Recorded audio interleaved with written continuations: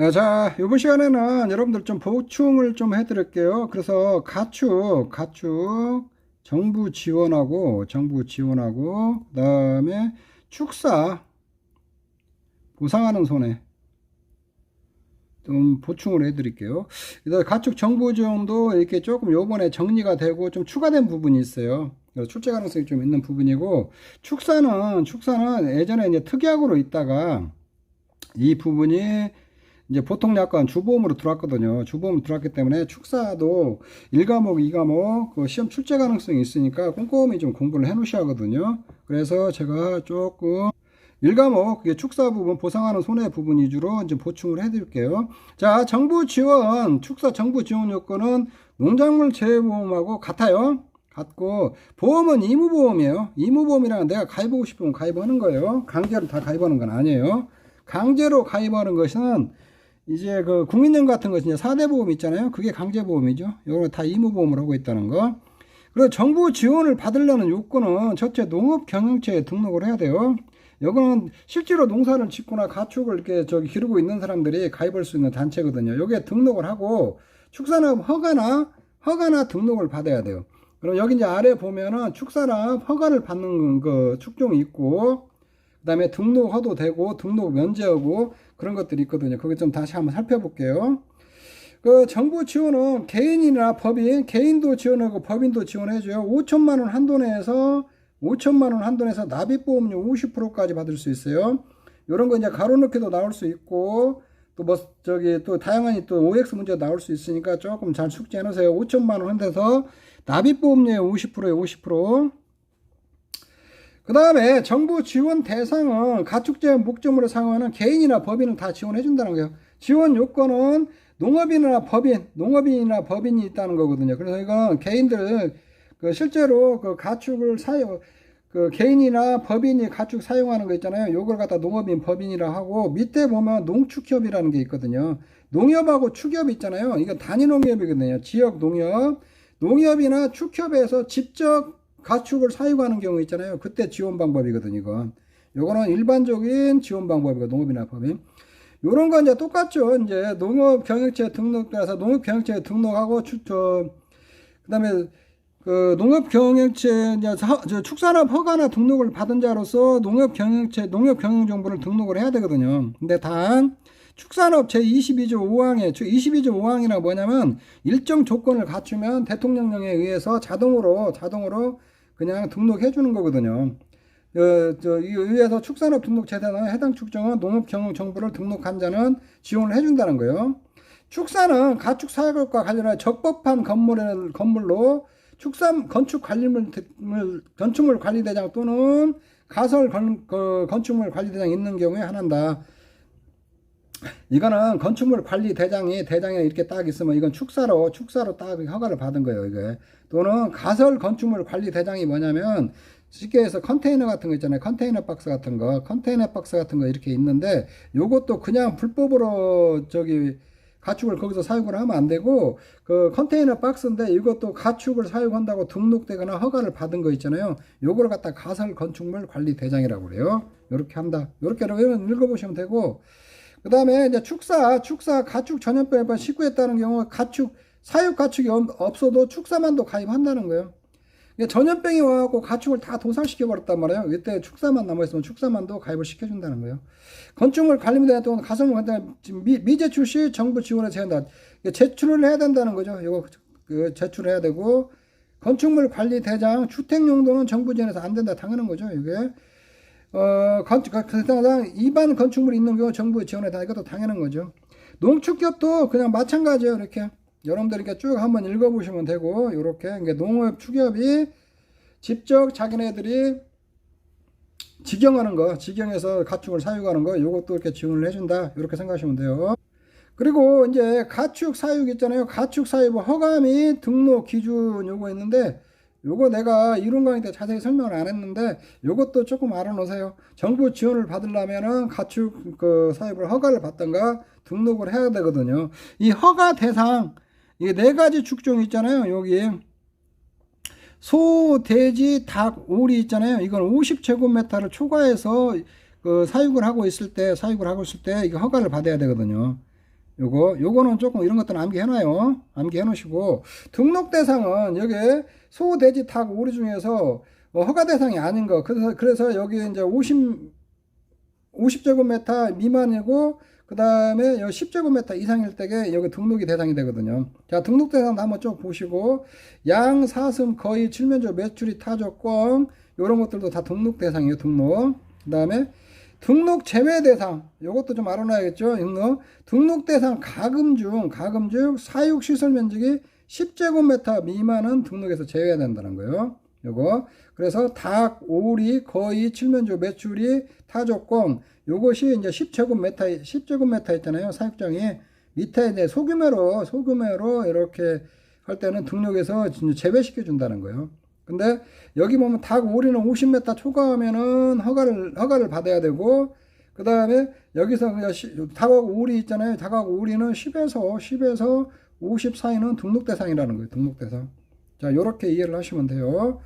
그 다음에 가금 중에서 가금은 10제곱미터 미만이면은 등록 대상에서 제외를 다 시켜주는데, 관상조는 규모와 관계없이 전부 다 등록 제외해 준다는 거예요. 등록 제외하는 것은 말, 토끼, 꿀벌, 오소리, 관상조거든요. 요거 이제 가축이라는 것은 그 오염물질이 냄새도 나고 막 그러기 때문에 혐오 시설이잖아요. 혐오 시설이기 때문에 주택에서도 많이 좀 떨어져 있어야 되고, 이런 게 좀 까다로워요. 이게 사육장 허가받고 그러는 게. 이런 거. 근데 허가 대상이 있고, 허가라는 것은 내가 실질적으로 관청이라는 데서 허가를 받아야 되는 거고, 이 등록이라는 것은 허가는 받지 않고 일정 조건만 충족돼 있으면 등록을 해줘요. 거기서 받아주는 거거든요. 이런 것을 등록 대상이라고 하고, 허가 대상은 좀 더 까다롭다. 등록은 조금 더 완화되어 있다. 등록 제외 대상이라는 것은 좀 완화시켜서 그냥 이렇게 가축을 사육할 수 있다. 이렇게 생각하시면 될 것 같아요. 요거는 뭐 제가 주제주 설명보다도 여러분들이 직접 보시고, 이게 눈으로 한번 보시고, 이런 것들도 조금 암기할 수 있으면 좀 암기를 해두세요. 이쪽에 이런 거 허가 대상은 좀 알아놓고, 그 다음에 정부 지원 범위는 아까도 했는데, 납입보험료 50%까지 지원을 해줘요. 50%. 그 다음에 5천만 원 한도까지 지원했는데, 만약 예시를 한번 보면 보험에 가입해 4천만 원까지 국고 지원을 받고, 계약 만기일 전에 중도 해지한 후 보험을 재가입한 후 1천만 원 국고 한도에서 지원이 가능하다는 거예요. 이렇게. 그 다음에 말은 좀 잘 보셔야겠죠. 자, 말은 좀 특이해요. 말에 대한 가입 금액 4천만 원 한도에서 보험료 50%를 지원하되, 4천만 원 초과하는 경우에는 초과 금액의 70%까지 가입 금액을 산정하여 보험료 50%를 지원한다. 단 애국산 경주만은 정부 지원에서 제외한다. 자, 이렇게 요거를 했는데, 예를 들면 이런 거예요. 정부 지원 7천만 원이라고 봐요. 보험 가입 금액이. 아마 4천만 원에다가 보험 요율 있잖아요. 요율 곱하고 여기에 50%까지 지원을 해줘요. 이거 4천만 원 초과분 있잖아요. 초과분은 3천만 원이잖아요. 3천만 원에 70%. 여기에 70%에다가 요율 곱하고 이게 보험료인데 여기에 50%까지 지원해준다는 거거든요. 그래서 3천만 원 초과한 거는 쉽게 하면 35%만 지원해준다는 거예요. 해준다는 거. 그래서 그러면 이거 정부 지원이니까 계약자가 납입하는 거, 계약자 납입은 있잖아요. 요렇게 구하면 되겠죠? 7천만 원 곱하기 요율. 요렇게 보면 전체 이게 보험료거든요. 전체 보험료에서 정부 지원 보험료 빼주면은 계약자가 납입할 보험료가 되는 거거든요. 자, 그렇게 하셔도 돼요. 아니면은 이게 4천만 원 곱하기 요율 곱하기 50%에다 플러스 3천만 원 곱하기 70%면 2,100만 원까지 4천만 원에서 3천만 원에 70%는 2,100만 원이죠. 2,100만 원까지는 여기 나왔죠. 그러면 나중에 900만 원이 뜨죠, 지금. 900만 원. 900만 원은 계약자가 전부 다 내야죠, 이거는. 이거 요율. 요렇게 곱하면, 여기 이렇게 곱하면 계약자가 전체 내야 될 보험료거든요. 그러면 그렇게 복잡하니까 계약자 납입보험료, 이게 전체에서 그 정부 지원 보험료 빼가지고 계약자 납입보험료를 정한다. 요렇게 좀 이해를 하시면 될 것 같아요. 다음에 2번, 별도조항 2번을 한번 잘 보세요. 닭 중에서 6개와 토종닭 있잖아요. 6개라는 것은 여러분들 쉽게 말하면은 그냥 여러분들 삼계탕, 통닭. 우리가 일반적으로 먹는, 통닭 만들어 먹는 닭이다 생각하세요. 그냥. 그리고 토종닭은 국내 닭이다. 닭 중에서 6개하고 토종닭하고 돼지하고 오리 있잖아요. 오리는 가축 재보험 가입 두수가 축산업 허가 놔두면 등록증의 가축 사육 면적을 기준으로 아래 범위를 초과하는 경우 정부 지원에서 제외한다. 요렇게 돼 있거든요. 그러면 이게 무슨 말이냐? 이게 무슨 말이냐? 이거 잘 보세요. 가축 사육면적 보험 가입할 때 적용 기준. 그러니까 보험 가입할 때에 한 마리당, 가축 한 마리당 최소 몇 제곱미터 면적을 보유해야 된다. 그런 얘기거든요. 그러면 이게 여기서 대지를 한번 보면은 두당 대지 일괄가입이라는 것은 이런 거 웅돈, 모돈, 자돈, 뭐 육성돈 이런 것도 구분 없이 일괄적으로 한 번에 싹 가입해 본다는 건데 같이 해갖고 일괄 갈 때 한 마리당 0.79 제곱미터의 면적을 가져야 된다는 거거든요. 그러면은 0.79니까 만약에 1000마리면은 790 제곱미터의 면적이 필요하거든요. 이거 가입하는 보험 가입하려면 최소 790 제곱미터 1000마리를 지금 키우고 있다. 그러면은 그 가축 축사 시키면서 가축을 기르는 면적이 있잖아요. 면적이 790 제곱미터 이상해야 되거든요. 근데 축산업 허가 등록증 사용면적 790m 이상해야 되는데 이게 정부가 지원하는데 만약에 이게 700제곱미터다. 이게 그러면은 저기 보험 가입 기준에서 적용한 면적을 초과하지 못하잖아요. 1000마리일 때 요거 그 보험가입 기준에서 적용한 면적이 더 커버리잖아요. 허가받은 면적보다. 그러면은 요럴 때는 정부 지원 안 한다는 거예요. 안 한다는 거. 그래서 쉽게 얘기해서 뭐냐. 이거는 너무 이게 축사 이렇게 있잖아요. 있으면은 이 너무 면적이 이렇게 막 따닥따닥 있어가지고 너무 많이 키우지 말라는 거예요. 적당한 수준에서 키우라는 거예요. 그렇게. 그래서 돼지 같은 거 일괄가입할 때에 1000마리를 가입하면 적정한 사육 면적이 790m라는 거예요. 이렇게. 요런 거. 그래서 요런 것도 좀 알아놓으세요. 요거 뭐 밑에 있는 걸 다 알아놓을 필요는 없고, 요렇게. 요거는 이번에 신규로 이렇게 좀 추가된 부분이에요. 허가 기준이나 이런 거 신규로 추가된 부분이니까 조금 알아놓으세요. 그래서 이거는 가축제모 가입 두수가 축산업 허가 등록증 가축 사육 면적을 기준으로 아래 기준을 초과하는 거 있잖아요. 아래 범위를 초과하는 경우 정부 지원에서 제외되는 것들이죠. 제외되는 것들은 닭과 돼지와 오리 축종이 있다. 요런 건 알아놓으세요. 닭, 돼지, 오리는 보험 가입 기준에서 정한 적정 사육 면적을 초과해야 보험료 지원을 받을 수 있다. 닭 중에서 육개하고 토종닭이에요. 요런 것들은 시험에 나올 수 있으니까 지금 내가 지금 해드리는 이유가 뭐냐면 요런 것들이 요번에 신규로 들어왔기 때문에 요런 것들을 또 혹시 시험에서 낼 수 있으니까 여러분들이 꼼꼼히 좀 챙겨서 좀 공부를 해두세요. 이쪽에 있는데.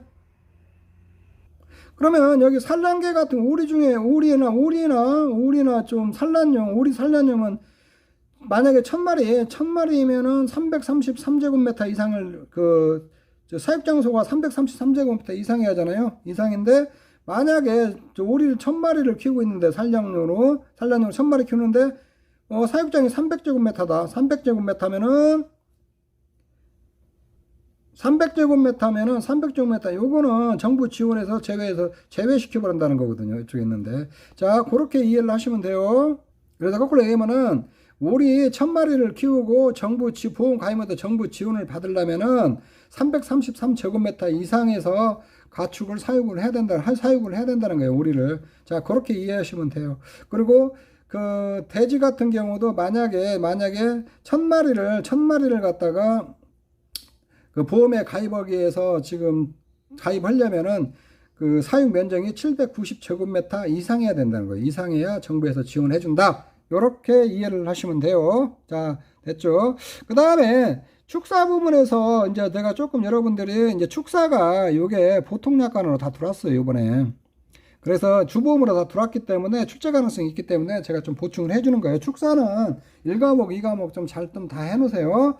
자, 축사 보험의 목적은 뭐냐? 보험의 목적은 가축을 수용하는 건물, 그러니까 가축 축사와 가축 사업과 관련된 건물, 이제 부속 건물이라는 거예요. 이거 보면은 건물의 부속물, 건물의 부착물, 건물의 부속 설비, 건물의 기계장치 있잖아요. 요런 것들이 보험의 목적이라는 거예요. 요런 것이 보험 가입 대상이라는 거예요.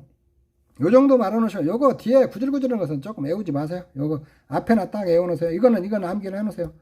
그리고 보상하는 손해는 가축에서 보상하는 손해는 보호 목적이 화재, 풍재, 수재, 설해, 지진, 화풍수설지 이렇게 해보세요. 화풍수설지, 화풍수설지 이렇게. 화재는 벼락도 포함해요. 벼락 포함.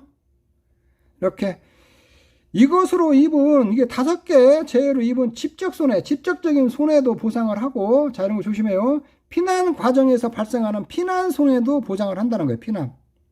그러니까 축사가 다 무너져 버렸으니까 가축들 피난을 시켜야 할 거 아니에요. 피난을 시키는데 그 과정에서 발생하는 손해도 보상을 한다는 거예요. 화재 진압 과정에서 발생하는 소방 손해도 보상한다는 거예요. 소방 손해가 뭐냐? 쉽게 하면 이거예요. 화재가 이렇게 있어요. 이렇게 지금 아파트 같은데 뭐 주택이 있으면은 A가 B가 있는데 A가 여기가 화재가 발생했어요. 그러면 요 집으로 못 들어가니까 B 집을 통해서 요리 들어가갖고 불을 끈다든가 문을 열고 들어가서 하면은 이 B 집에다 손실 입힌 거 있잖아요. 문 따고 들어가고 요런 것들 소방손해라는 거거든요. 근데 축사에서는 화재의 경우 화재 진압 과정에 발생한 소방손해도 보장한다는 거예요. 그리고 약관에서 규정하고 있는 비용손해도 보장을 한다는 거예요. 요렇게. 자, 요런 거는 이제 위에 이제 화풍수설지 보장한다는 거고, 요거 하나 보세요. 요게. 이제 화재에 따른 소방손해도 보장을 해요. 그리고 화재 및 풍재, 수재, 설해, 지진에 따른 피난손해도 보장하는데, 피난지에서 보험 기간 내에 5일 동안에 생긴 상기 손해를 보상한다. 그러니까 피난을 가서 피난지에서 있잖아요. 이거는 일단 보험 기간 내야 돼요. 보험 기간. 보험 기간이 뭐 5월 1일에서 이듬해 4월 31일까지다. 그러면 이 사이에서 사고가 발생을 해야 되고, 이 피난 기간, 이 피난을 갔어요. 피난을 가가지고 뭐 6월 달에 이게 뭐 이런 피해가 와갖고 가축들을 피난을 시켰어요. 근데 이 피난지에서 5일이에요. 5일 이내에 손해가 발생을 해야 돼요. 5일 동안에 생긴 손해예요. 5일 넘어지면 보상 안 해요. 피난지에서. 요런 거 조심하세요. 숫자 조심해요. 그리고 이것도 하나 기억을 해서 지진 피해의 경우 아래 기준을 초과하는 손해를 담보한다. 이렇게 돼 있거든요. 이게 조금 말이 헷갈리게 돼 있는데 이렇게 돼 있어요. 기둥 또는 보호 한계 이하를 해체해 수선 또는 보강하는 거. 그래서 요거는 뭐냐면 기둥 또는 보호 한계 이하를 해체해 수선 또는 보강하는 거. 이거는 무슨 말이냐면 이 기준을 초과해야 된다 했거든요. 그래서 기둥이나 보호 있잖아요. 한계를 초과해서 피해가 발생한다는, 이건 한계를 초과해야 된다는 거예요. 한계를 초과해야 되는 거고, 지붕틀 한계 이하를 해체해 수선 보강하는 것은 이것도 한계를 초과해서 수선이나 보강해야 되는 거고, 기둥 보호 지붕틀 벽 등에 2m 이하의 균열이 발생한 것은 요거는 이걸 초과해야 되니까 2m를 초과해서 피해가 균열이 와야 된다는 거예요. 그 다음에 지붕재의 2제곱미터 이하를 수선하는 건데 2제곱미터를 초과해서 수선해야 된다는 거예요. 그래서 이런 거 같은 경우 2제곱미터는 포함 안 돼요. 뭐 2.5제곱미터 이런 것은 포함되는데 2제곱미터는 포함 안 돼요. 이게 2제곱미터 이하까지는 보상을 안 하니까 이거를 초과해야 되니까 이하는 포함되는 거예요. 이렇게 생각하시면 돼요. 자, 요거 숙제해 놓으세요. 이런 거 외워 놓으세요. 좀 귀찮아도. 지진의 경우는 특별 조건이 붙는다. 그러니까 여러분들이 뭐 태풍이면은 한정 우정터에서 뭐 저기 강풍이면 13m/s 이상 이렇게 하듯이 축사도 지진일 경우는 이런 조건들을 충족해야 보상을 해준다는 거예요. 자, 여기서 말하는 축사가 이렇게 있으면은 기둥이라는 것은 말 그대로 기둥이에요. 이렇게 중심이 되는 걸 기둥이라고 하거든요. 기둥. 그 다음에 기둥이고, 그 다음에 보라는 건 뭐냐면, 기둥이 세웠으면 이제 축사는 위에다 비 같은 거 막혀서 막아야 될 거 아니에요. 요렇게, 위에다 이렇게 또 하나 기둥 위에다 설치해 놓은 거 있잖아요. 이렇게. 요런 걸 보라고 그래요. 보 위에다가 요렇게 또 뭐 철제 같은 걸로 이렇게 입히거든요. 요렇게 입히는 거. 위에다가 이렇게 균형 잡아, 이게 기둥을 받치는 거 있잖아요. 지붕을 받치는 걸 갖다 보라고 그래요. 이런 것도 대들보라고 하거든요. 이게 기둥이고, 기둥 위에다 이렇게 막 열십자로 해가지고, 이제 지붕들을 받치는 걸 갖다 보라고 하고, 위에다가 이렇게 이제 입히는 거 있잖아요. 이렇게 이제 좀 철제 같은 걸로 이렇게 하나 또 만들어 놓거든요. 이거 만드는 것을 뭐냐면 지붕틀이라고 그래요. 지붕틀. 그리고 이게 지붕틀이고, 그러니까 기둥을 만든 다음에 볼을 올리고 지붕틀을 만들어요. 지붕틀을 만든 다음에 지붕재, 이제 위에다 입히는 거 있잖아요. 입히는 거 요렇게.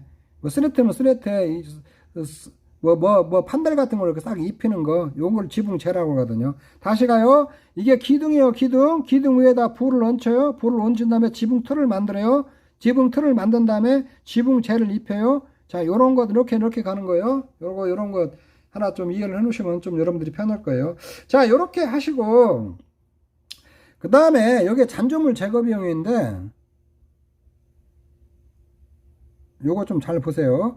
자, 사고 현장에서 잔존물 해체 비용, 청소 비용, 차에 싣는 비용. 이 청소 비용이라는 것은 무슨 비용이냐면 잔존물 청소 비용이에요. 잔존물 청소 비용, 차에 싣는 비용인 잔존물 제거 비용은 손해액의 10%를 한도예요. 손해액 10% 한도. 지급보험금 계산식의 방식에 따라서 보상을 해요. 잔존물 제거 비용의 사고 현장 및 인근 지역의 토양, 대기, 수질, 오염물질 제거 비용과 차에 실은 후 폐기물 처리 비용은 보상 안 해요. 또한 보상하지 않는 이유로 보호 목적의 손해를 입거나 관계 법령에 의해서 제거됨으로써 생긴 손해에 대해서는 보상하지 않는다. 이렇게 돼 있거든. 그러니까 이렇게 이제 축사가 이제 뭐가 와가지고 싹 부서졌잖아요. 이거 부서졌으면 다 뜯어내야 할 거 아니에요. 그러면 이거 해체하는 비용은 줘요. 그리고 잔존물 청소 비용은 줘요. 요거 청소하는 건 줘요. 그 다음에 차에 싣는 비용도 줘요. 근데 차에 싣고 떠나고 이거 소각하고 이런 것은 안 준단 말이에요. 그리고 이게 여기에 축사에 있는 뭐 소 같은 거면 쉽게 말하면 소똥 같은 거 막 이렇게 오염물질 있잖아요. 이 오염물질 제거하는 거 있잖아요. 오염물질 청소 비용 있잖아요. 이 오염물질 청소 비용은 보상 안 해요. 여러분들 그거 잘 알으세요. 그래서 일반 가축에서 그 소 똥이나 뭐 이런 것들 배설물 있잖아요. 요거 치우는 거는 보상을 안 해요. 소는 뭐 해체할 필요가 없으니까 청소비용 자체를 뭐 줄 필요가 없죠. 그거는. 근데 잔존물은 이렇게 푸스러기 같은 거 부서지잖아요. 그 잔존물을 해체하고 청소하는 비용은 줘요. 구분 잘해요. 잔존물을 해체하고 잔존물을 청소하는 비용을 주는데 그 바닥에 깔려 있는 그 오염물질 배설물 있잖아요. 요런 것들 청소 비용은 안 준다는 거예요. 안 준다는 거. 자, 요렇게 좀 잘 알아놓으시고, 그리고 여러분들이 지금 잔존물 처리 비용 있잖아요. 잔존물 처리에서 자기 부담금 차감하냐 안 하냐 많이 지금 혼란스러워하는데, 어떤 데는 지금 자기 부담금 차감하고 저는 자기 부담금 차감하지 마세요.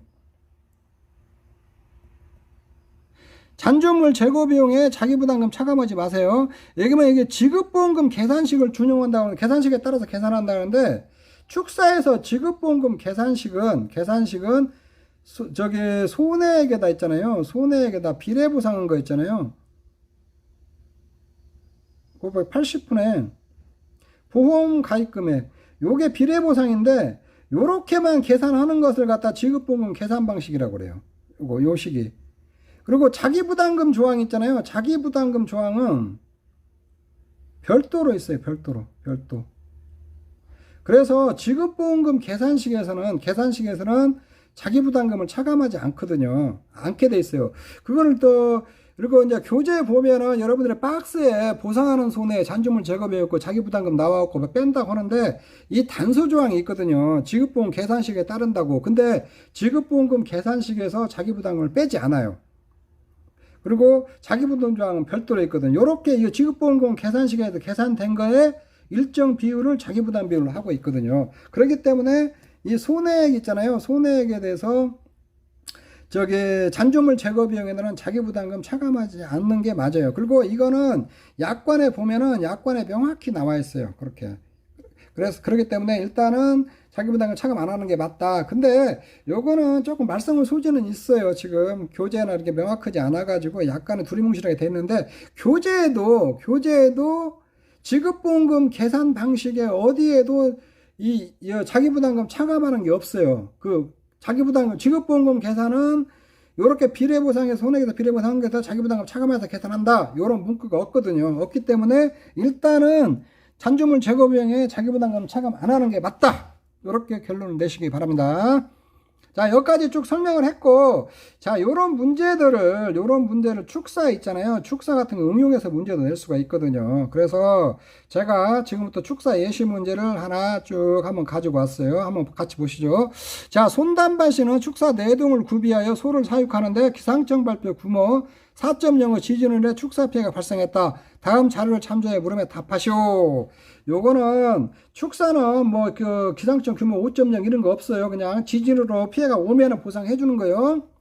계약상 보험 가입 금액은 400만 원이고 자기 부담비는 보험금의 5%다. 5% 이렇게 되지고 사고 내용 각각의 경우 지진으로 피해가 발생하여 수선비 등은 손해액으로 본다. 이렇게. 자, 기둥 2개를 해체하여 수선하는데 300만 원이 발생을 했다는 거예요. 기둥 2개.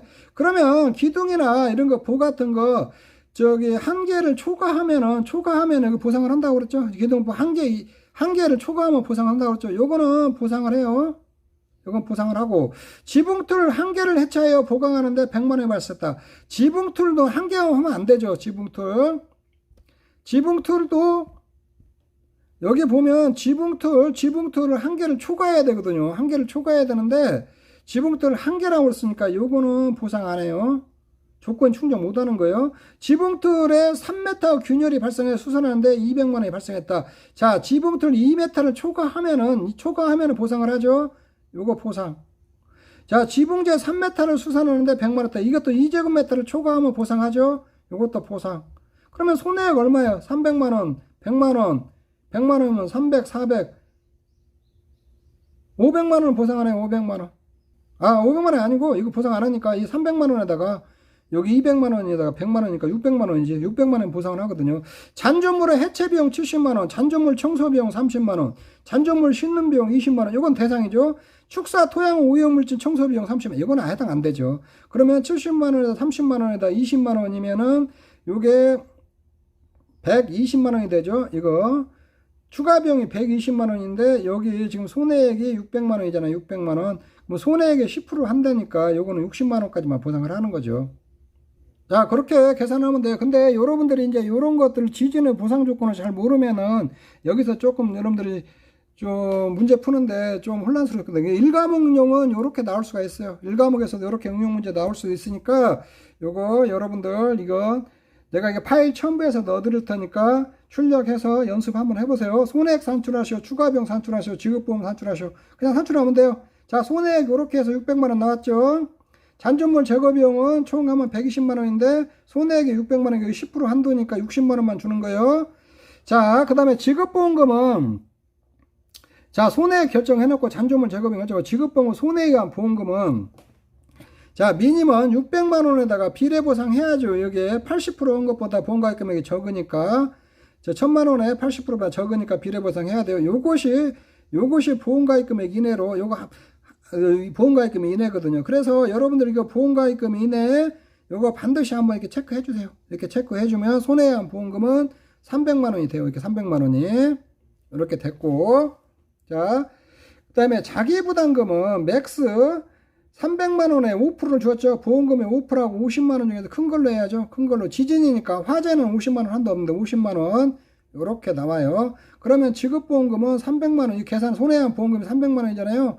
여기서 자기부담금 빼고 그 다음에 저기 잔존물 제거비용 있잖아요. 추가비용도 여기서 이제 비례보상 해가지고 지급하면 되죠. 요렇게 하면 총 280만 원이 나오거든요. 요렇게. 그래서 요거는 여러분들이 한번 가지고 쭉 연습을 한번 해보시기 바래요. 그래서 잔존물 제거비용은 지금 약간 논란도 있고 이게 또 가르치는 사람에 따라서 다양한 해석을 하고 다녀갖고 출제 가능성이 안 나올 확률도 있어요. 나오면 조금 말썽날 소지도 있는데 지금 교재나 약관상 해석했을 때 잔존물 제거 비용에는 자기부담금 적용하지 않는 게 맞다. 저는 그렇게 결론을 냅니다. 자, 여러분들 지금 제가 가축에서 정부 지원 그 조건하고 그 다음에 가축 축사 보상하는 손해하고 뭐 그 보상하는 손해에서 그 다음에 가축 축사 저기 예시 문제 하나 이렇게 풀어드렸으니까 요거 여러분들 인쇄해서 제가 카페에다 올려놓을 테니까 인쇄해서 여러분들 그 한번 눈여겨서 좀 보시기 바랍니다. 저는 카페 손해평가사 단기 합격반을 운영하고 있는 도춘만이었습니다. 여러분 감사합니다.